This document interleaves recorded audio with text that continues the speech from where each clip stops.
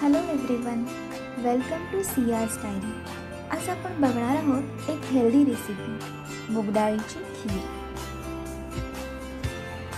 चला आपण इंग्रेडिएंट्स बघून घेऊया। 1 वाटी मूग डाळ, 1 वाटी गूळ, चिमूटभर मीठ, अर्धा चमचा वेलची, 2 चमचे तूप, अर्धी वाटी नारळ। नारळ मी खिचून त्याचे दूध तयार करून घेतलं आहे। आता आपण डाळ एका कपड्याने पुसून घेऊया, कारण आपण ती धुवून घेतलेली नाहीये।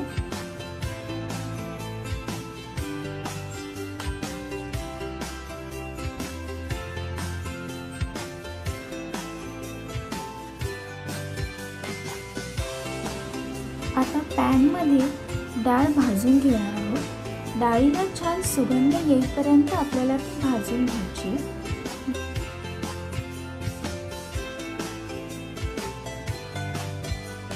भाजून झाल्यावर डाळ मी कुकरमध्ये शिजवून घेणार आहे। इथे मी 1.5 ग्लास पाणी ऍड केले। इथे मी कुकरला 4 शिट्ट्या करून घेतल्या।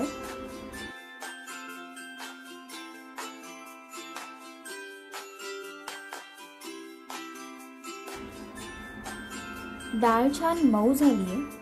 एक कढई गरम करून त्यामध्ये मी ते काढून घेतले।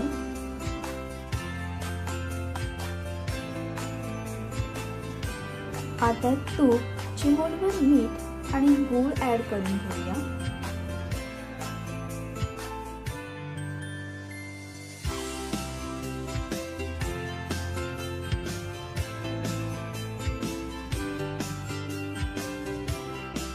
आता आपण नारळाचं दूध ऍड करूया।